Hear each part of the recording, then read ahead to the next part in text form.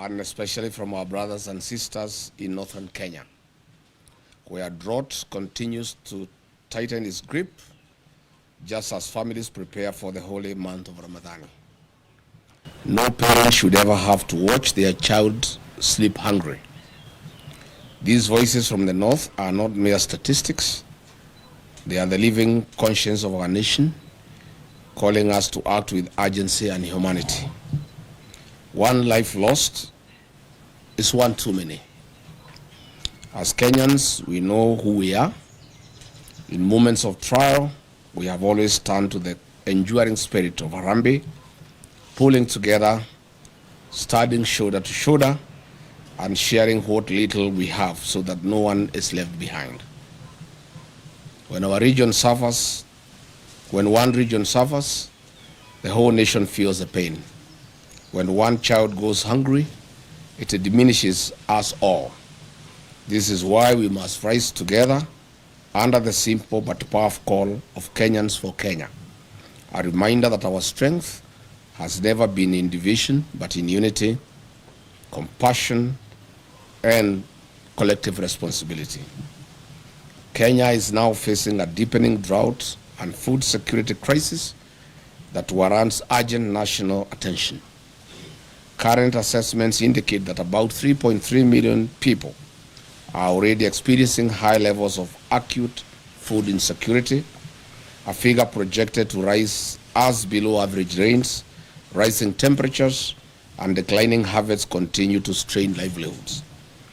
As of December 2025, the crisis was particularly severe among the most vulnerable, with more than 741,000 children under the age of 5 years, acutely malnourished, and over 109,000 pregnant and lactating women in need of treatment, underscoring the scale of humanitarian emergency. Further, water stress has emerged as one of the harshest realities. Women and children bear the greatest burden, walking long distances, missing school, and facing increased risks of disease and malnutrition. This suffering is especially painful as it unfolds against the backdrop of Ramadan, when many families already fasting for faith now endure hunger and thirst imposed by circumstances. In light of these realities, William Ruto must declare the drought in northern Kenya a national disaster. Such a declaration will unlock the scale of national and international response required to save lives, protect livelihoods, and restore dignity of the Kenyan people.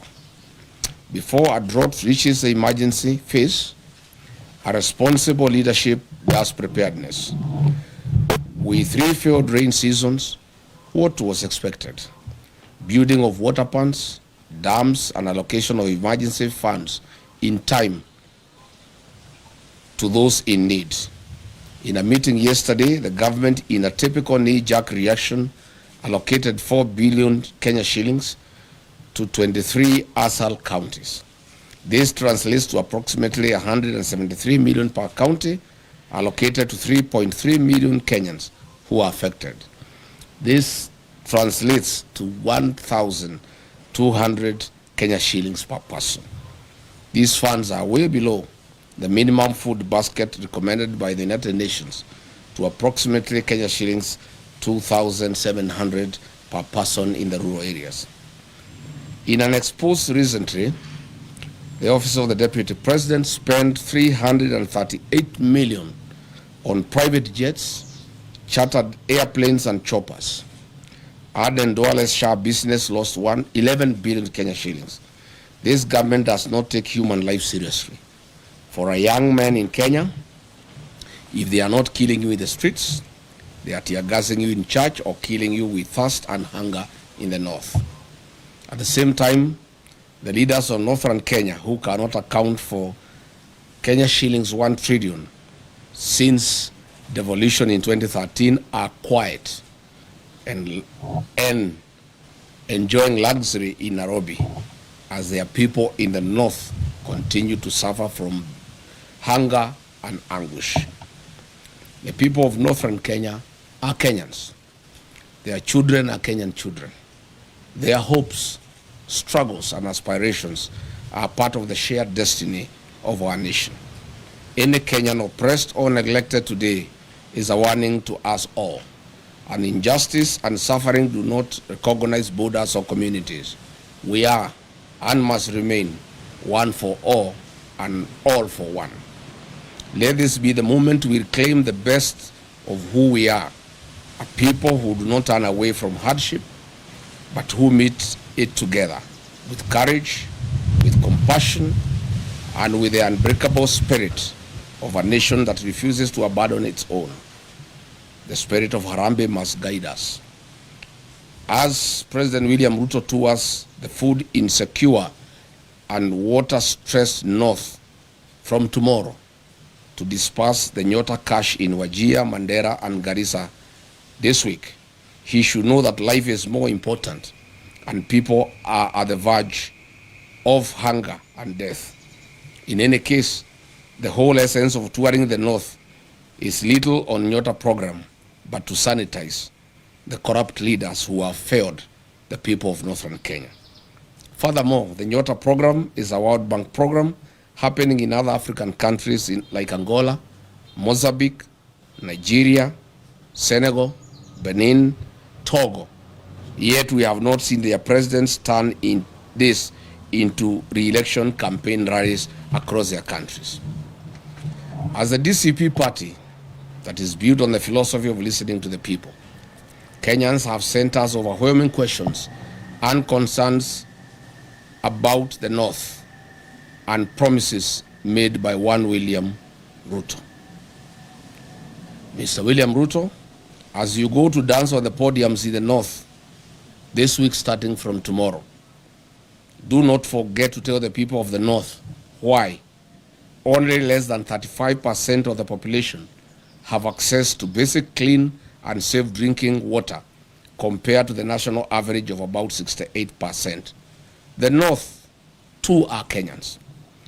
Mr. William Ruto, in the North, over 850,000 school-going children did not attend school last year, and the same for this year. Mr. William Ruto, the schools in the North have no classrooms, no laboratories, no teachers. Children standing at the trees. Does this prick your humanity, if at all any is left as you head to the North? Mr. William Ruto, health in the North is just as bad. In Mandera County, half of all women give birth at home without a nurse or a medical doctor. Only 6% of children aged 12 to 23 months are fully vaccinated. I do not know whether you understand what this means to the future of the North and Kenya. Garissa County records the highest maternal deaths in the country, with 247 women per every 1,000 dying during childbirth. Your closest friend and partner, Aden Duale, is the CS for Health, and he comes from Garissa. Tell him to explain this phenomena to the people of Garissa and the North. You should also explain why you don't ask him these hard questions. Mr. President, in Wajir County, 90% of the population lives in extreme poverty, the highest in Kenya. Marsabit records 85.8%, while Mandera, Isiolo, and Garissa each have over 77% of their people struggling to survive. These are not just numbers. They are mothers dying, children going hungry, and families suffering every day. And because, William Ruto, you are part of the mess in the North through lies and fake promises, please, before you make other promises starting tomorrow, note that the promises you have made to the North in the last 3 years are running into trillions of shillings burdened in lies. We take the trouble to remind you some of them. Mr. President, on 25th of November 2023 at Loyangalani Cultural Center in Marsabit County, while attending the Marsabit Lake Turkana Cultural Festival, you openly lied to the residents of Marsabit that they will be connected to the national electricity grid through Lake Turkana wind power by the year 2024. We are in 2026 and the status quo remains. Mr. Ruto, you lied that power main grids would be constructed immediately in the towns of Moyale, Marsabit, and North Hall. Zero works have commenced. As Ramadan nears, please give these Kenyans power. They do not need to cross to Somalia and Ethiopia to get ice cubes like they have done in previous years. Mr. Ruto, you lied that the Ministry of Mining, Blue Economy and Maritime Affairs would construct with immediate effect fish landing sites and fish processing zones in Turkana County. 3 years later, all we see is cattle rustling and ravaging drought. William Ruto, you lied that the Turkana University College would be granted a charter by the year 2024 to be a fully fledged public university. As usual, where is the university charter for Turkana University for the last 3 years? Mr. Ruto, you lied that FGM would be dealt with accordingly and perpetrators be held accountable. Today, the prevalence of FGM in Marsabit County is at 83%, ranking Marsabit County as the third highest county in Kenya in FGM prevalence. I hope you understand what this means to women and girls of Marsabit as they look forward to exploiting their full potential. Why lie to women and girls, Mr. President? Between 4th and 7th February 2025, William Ruto toured Mandera, Wajir, Isiolo, Marsabit, and Garissa counties, and as usual made a cocktail of promises, deceit, and open lies, as he'll be doing in the next 3 days as he heads to the north. On 4th February 2025, in Mandera town, he promised to end marginalization and inclusive development. A year later, Mandera County has no roads, no sewage system, the drought is killing camels, the children of Mandera study at the trees. He keeps on as allies, leaders of the Mandera who steal what is meant for the people. The people who have impoverished Mandera are his buddies and political allies. He further promised to put Mandera on the national grid through Ethiopia. To date, Mandera gets electricity on ration basis once in every 24 hours. The president promised to put 1.2 million acres of land in Mandera Triangle along River Daua under irrigation. To date, no progress has been reported. On the same date, at Mandera Teachers Training College, he promised to support improvements in educational infrastructure and increase teacher recruitment in Mandera and Northeastern region. Which single school has been built since then? On security and counter-terrorism commitment, William Ruto promised to protect residents and combat insecurity. He promised to ensure security and fight terrorism in Mandera after high-profile abduction incident involving 5 chiefs before his visit. Interestingly, 5 months ago, Jubaland forces occupied almost half of Mandera town, and Ruto has never commented on this matter. On regional connectivity and infrastructure, William Ruto promised to expand Mandera's road and energy connectivity. He said that the government will build and expand key infrastructure linking Mandera to the rest of the country, including roads and electricity through Ethiopia. It remains a lie. On the same date, William Ruto promised to speed up Mandera water supply and sanitation project at a cost of 3.1 billion to benefit households with improved clean water and sewage systems. Again, this is a white elephant. On February 5, 2025, in Wajir town at Orahek grounds, he promised that his government would connect 20,000 households in Wajir to electricity and expand rural electrification, including schools and mosques, at a cost of 3.6 billion Kenya shilling. To date, not a single home of the 20,000 households has been connected. William Ruto, as you head to Wajir for more lives, you will have to tell the people of Wajir why you lied to them on this particular date. On ending marginalization with equal development, he promised to ensure equitable development for Wajir and the broader northeastern region, eliminating discriminatory policies and promoting economic growth. Unfortunately, he is working with and sanitizing leaders of the north who loot public resources for their benefit to build malls and flats in Nairobi, in Dubai, and in Cape Town. He further promised to launch and support local projects in Wajir, including sites like Tarbaj Teachers Training College, livestock vaccination drives, county assembly facilities, industrial parks, housing projects, hospital facilities, and more. Zero progress. On 31st of February 2024, William Ruto, who are in Marsabit County, launched the following projects. Periodic maintenance of Marsabit A2, Orange House, Kiwanja Dege Primary School, and A2 to Mata Aruba A2 road, which is 5 kilometers. Today there is no progress. He launched again another project of 42 million Kenya shilling for periodic maintenance of Marsabit Bypass Road to be completed within 9 months. Again, it's now 2 years. William Ruto launched the periodic maintenance of Saku Modern Market to Shauri Yako Marsabit Road at a cost of 17 million. This was to be done within 9 months. 3 years later, there's no progress. In Isiolo County, on 11th April 2023, while breaking the fast with the Islamic community, he lied that Isiolo, Kulamawe, Modogashe Road will be upgraded to bitumen standards. Again, it remains a lie. Again, under his leadership, the 9.4 billion Isiolo Garissa Road, unassociated to all weather roads, remain stalled. Further, the Isiolo town water and sewage infrastructure at a cost of 7.5 billion remains a white elephant. The construction of new Tana River Bridge along A3 Road and Approach Roads at a cost of 2.9 billion shillings again remains a white elephant. In Wajir town, the town with no power supply, 63 years after independence, William Ruto has made the following promises, which remains delusional.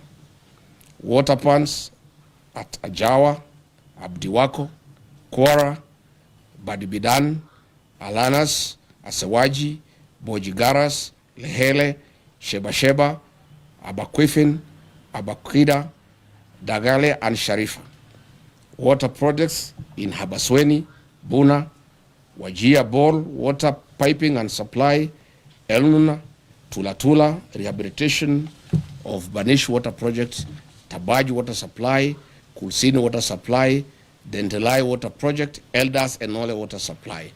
These remain lies to the people of Wajir. In terms of irrigation projects, he has promised Wajir South Cluster, Mansa, among others. Note that the above water projects are worth billions of shillings, and Mr. Ruto, get these projects moving.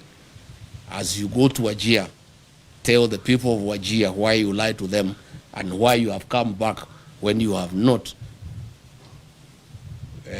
implemented what you promised them. As we speak today, Wajir Level 5 Hospital and Griffith Level 4 hospitals have no sterilization and surgical sets, leave alone having reliable power supply. William Ruto, with the governor of Wajir, you may need to explain this to the people of Wajir. The construction and upgrading of bitumen standards of the following roads in Wajir County remain a campaign lie and tool for William Ruto. Habaswen Township, Elders Township roads, Bute Town roads, construction of Wajir Bypass, drift on Lokole Elders Road, and the Habasweni Mosque Water Point Road. Your poetic road of Ramu, Gari, Elwak, Kobo, Kotulo, Tarbaj, Wajir, Samatar, Modogashe, Isiolo, tell us why majority of the sections are stored for the last 3 months and workers have never been paid their money to be able to continue with the construction. Tell the people of Mandera why power is being supplied once in every 24 hours. You must say what is happening at the Mandera Kenya Power Station. Finally, William Ruto, on 4th November 2023, in Lamu County, Kizingitini, Pate Island, you lied that Kenya shilling 700 million was available for construction of Mutagawada Sea Road. People are still waiting. Where is the 1 billion shillings for the development and equipping of 9 fishing lad sites for Mukowe in Lamu, a lie you told on 27th August 2023? Good people, that's where we are. We wanted to tell William Ruto as he goes to the north, the problem of northern Kenya is a problem of accountability. theft of public resources by leaders that he wines and dines with. He is going to be with those leaders in military choppers, blowing dust and wind to hungry population with no water and food. I would like to ask him to carry food and water for the people of northern Kenya. All the mains and all the beans and rice, blankets, food and non-food items being used in central Kenya, in Nyandarua, in Kiambu, in Murang'a, Kirinyaga, Nyeri, to campaign, he should take those foods and non-food items. I found yesterday in Nyandarua trucks of blankets, trucks of rice and beans being taken to people who have food, who have potatoes, who have carrots. This food is required in northern Kenya. So that is why I called this press conference to ask President William Ruto before he goes to the north to prepare these answers for the people of northern Kenya, because it is immoral to cheat populations. These people are dying, they are hungry, they have no water, they have no food, they have no medicine, their animals are dying. And then you go to dance with them and lie to them all. Asanteni sana. Any question? Yes, citizen.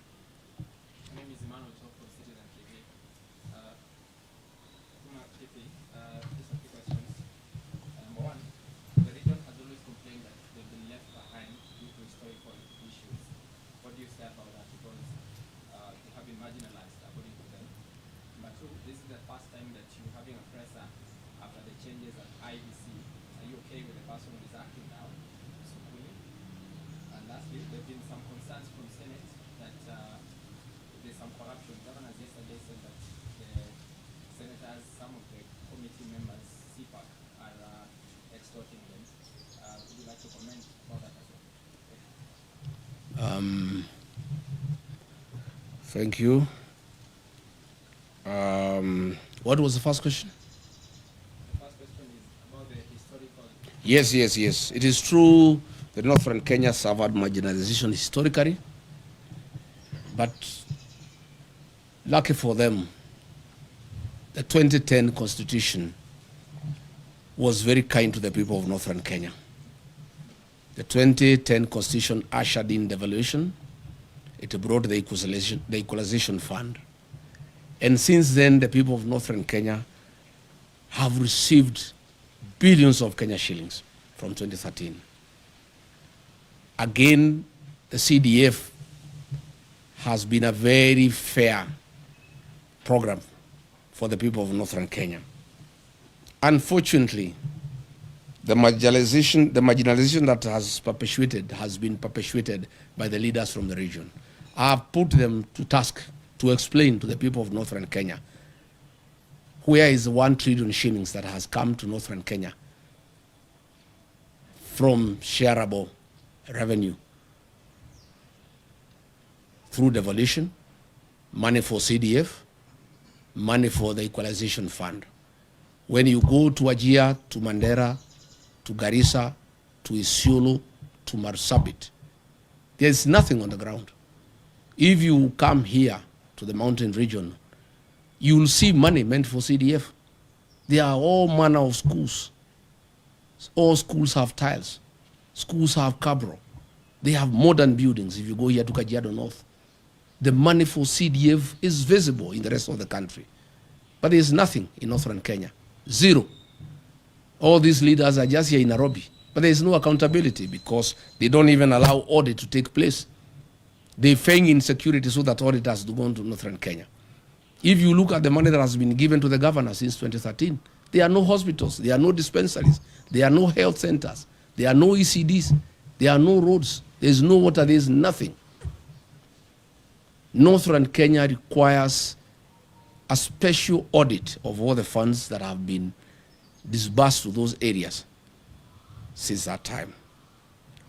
Number two, you have asked about IBC. We went to IBC and raised various issues. Of course, we did demand the removal of the CEO, and we are grateful that he has been removed. We call for a transparent and open recruitment of a CEO with no interference from the state. Further, we call upon the IBC to terminate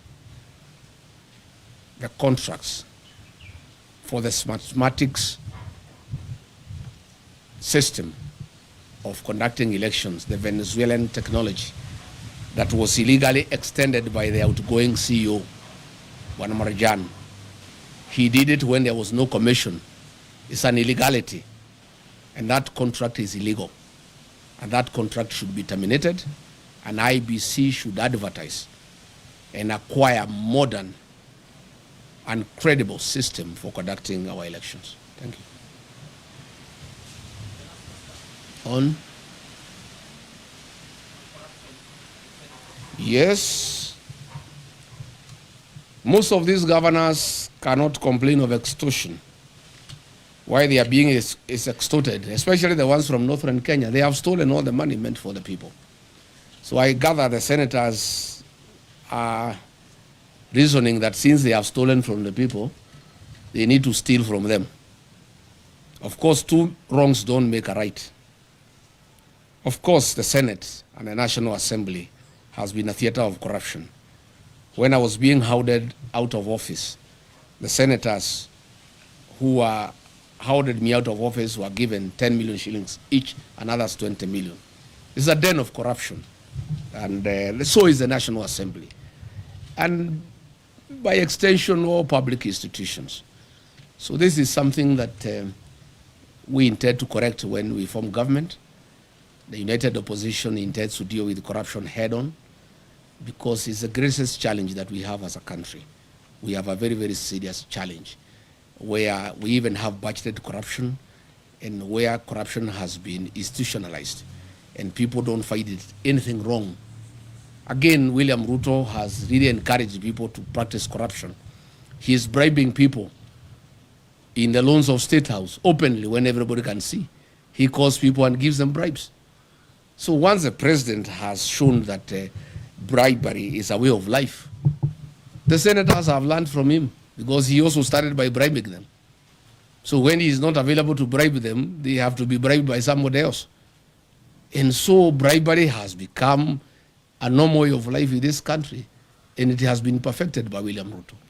He is shamelessly, with his deputy, going around in the country with sacks of money stolen from institutions like Kenyatta National Hospital to bribe people for re-election. And therefore the senators, the MPs, the police, the administrators, everybody is learning from the best. William Ruto is the one who has perfected bribery as a way of life. And therefore everybody has learned from him. And that is the country now that we have. And that is why we are preparing for the next election to correct this situation by removing from office and bringing a government that is transparent and accountable. Yes? Yes, there's Apollo TV 57. There's a petition in court to stop political meetings in State House. What's your reaction to that? Number two, how far have you gone with plans in search of the United Opposition Bandiera, and are there any planned meetings coming up? Number three, you promised to name the Witima Church attack suspects. How soon are you going to name them? Number four is... Too many questions. Those are enough. One, we agree with that petition. State House has become a scene of crime. Instead of being a coveted institution where good policies are conceived and pronounced, it has become the center of corruption and bribery. It has also is no longer a national institution that looks after the people of Kenya. It is now the headquarters for UDA party and the election of William Ruto. William Ruto has abandoned government. He's not running the government anymore. He's just thinking about the election.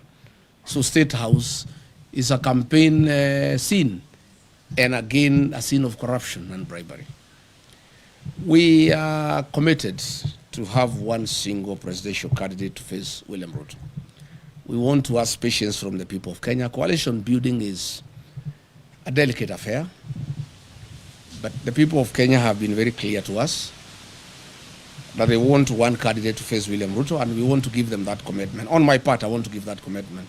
And when I listen to my sister Mada Karua and my other brothers in the alternative government, they are all committed that we shall have one single presidential candidate to face William Ruto. What I want to ask is patience, and there is no hurry. Mwai Kibaki, the third president of the Republic of Kenya, was named as the opposition flag bearer on the 14th of October 2022, when the election was on 27th December the same year. 2 months, 13 days apart. There's no hurry. We can take our sweet time. If you ask me, we should not be in a hurry. Anything from March, April next year is good enough. We told IG Kaja that we shall go back on the 16th for a report. We want to hear from him. I have information William Ruto has said those people should not be taken to court because he will be indicted. And he will be shooting himself in the foot because they are actually policemen and politicians very close to him. The investigations have actually unearthed all the police officers who were on the scene and the politicians who hosted them and who planned the attack. But there will be a very serious cover-up. I have information that William Ruto has said that he would not allow the prosecution of those politicians and those policemen because his government will be right in the center of it. But let's cross the bridge when we get there. We'll go to see the IG on the 16th. He promised us that he'll give us progress report. And we told him we want arrest and prosecution by then. But let's cross the bridge when we get there. Last one. Yes.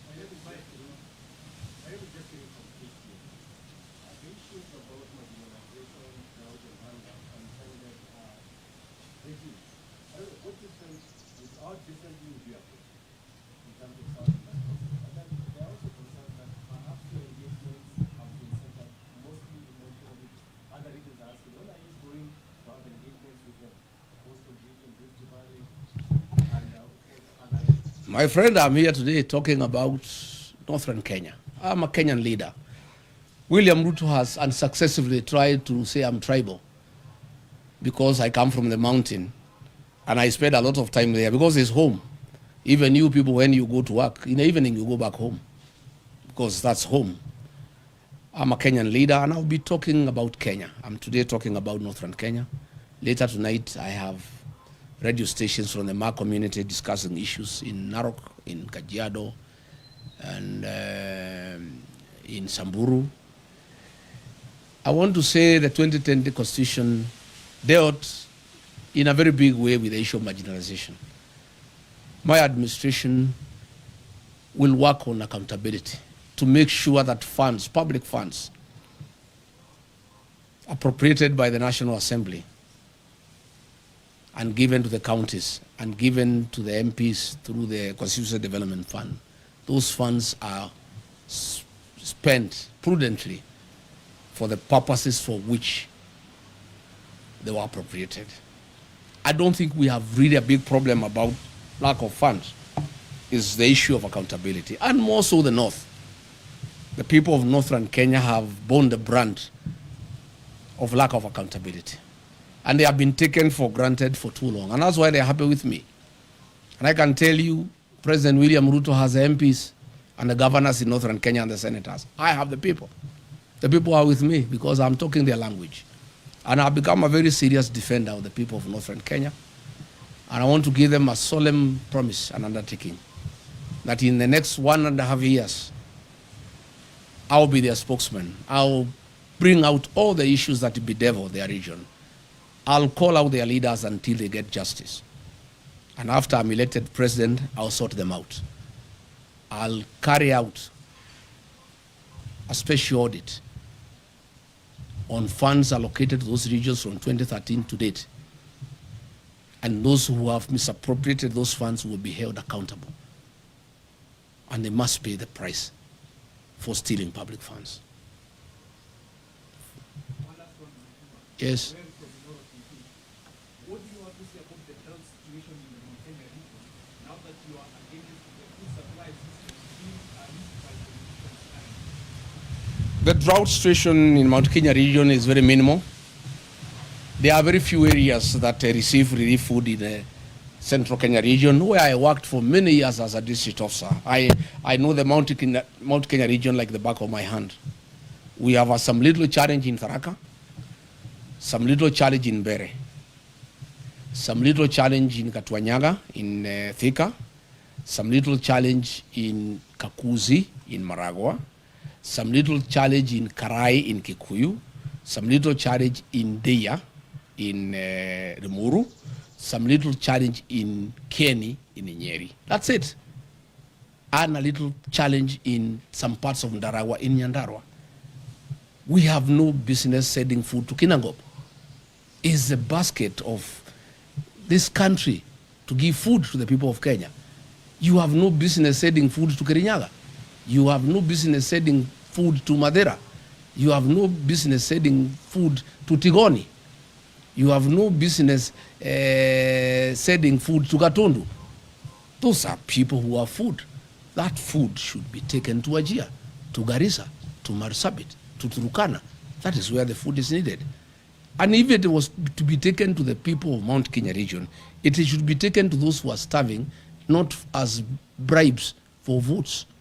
That is where we have a problem.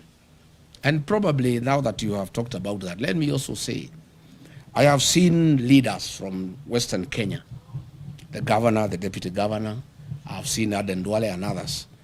They have been sent by William Ruto to abuse President Uhuru Kenyatta and trying to intimidate him and trying to sell him fear that he should not have a political mind, he should not interact with other leaders in Kenya, and he shouldn't have a political choice. And if he does so, they will take away his retirement benefits and his allowances. Let me tell those leaders sent by William Ruto. One, they have no moral authority to address President Uhuru Kenyatta. President Uhuru Kenyatta is a retired president of the Republic of Kenya, a statesman, a very serious nationalist, a Kenya who served this country with dedication and who deserves respect. Number two, I don't think President Uhuru Kenyatta can give up his constitutional obligations because of allowances. President Uhuru Kenyatta is not a poor man. He's a Kenyan who has worked hard. He's a Kenyan who has money and resources.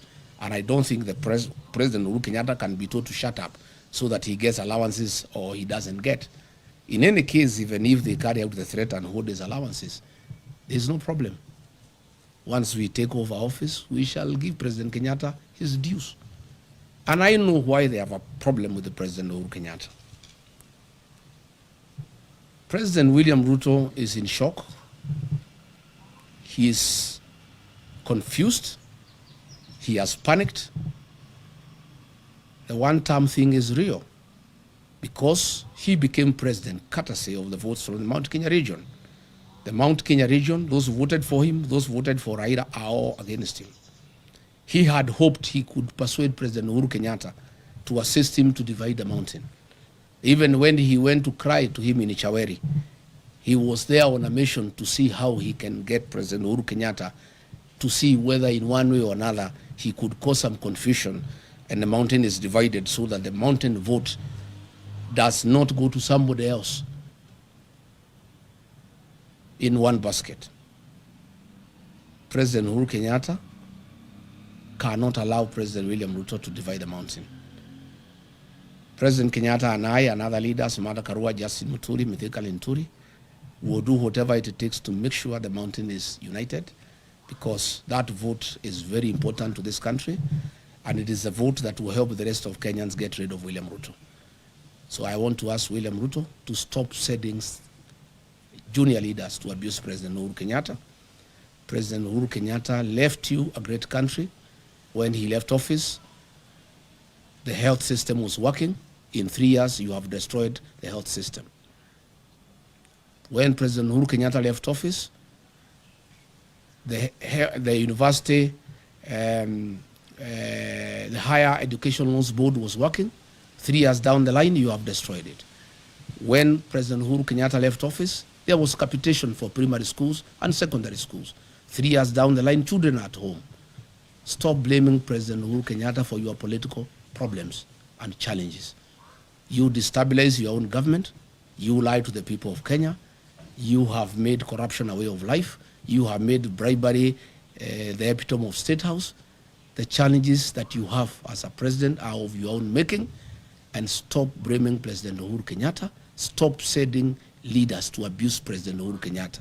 And I want to challenge William Ruto, if he's a man enough to abuse President Kenyatta himself. Stop sending some leaders to abuse President Kenyatta on your behalf. Do it yourself if you are man enough. Abuse him. And let me say, I will not allow President Uhuru Kenyatta to be intimidated. I have a responsibility as a leader from the region to defend our son, our kinsman. President Uhuru Kenyatta must be allowed to retire in dignity. He must be allowed to enjoy his constitutional freedom to do whatever he wants. If he wants to work with us, why not?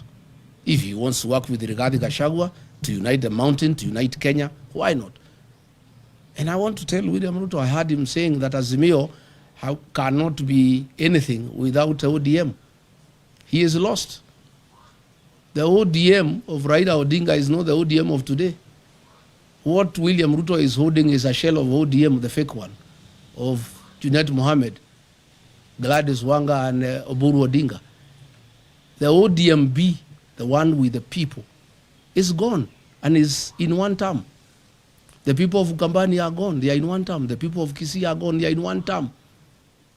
The mountain is gone, is in one term. And by the way, there is no UDA without the mountain. It's a shell. So let him not, and he should know, Azimio only lost because the mountain did not go to Azimio in total. As we talk, the mountain, Azimio, United Opposition, ODMB, all of us are in one term.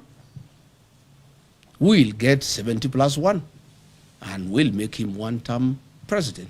So let him stop sending people to abuse President Uhuru Kenyatta. Let him not demean Azimio. Let him deal with his own challenges that are self-inflicted. He mismanaged politics. He mismanaged the country. He made corruption a way of life. He made lies as his trademark. And Kenyans are fed up because they can see through him. And therefore, he should sort out his own problems, and he should not send people to blame President Uhuru Kenyatta for his woes. And I want to say to the people of Kenya that I will take time. Anytime Uhuru Kenyatta is attacked, I must defend him as our retired president, as my brother, as my kinsman. And I have a responsibility to do so. And that I'll be able to do from time to time.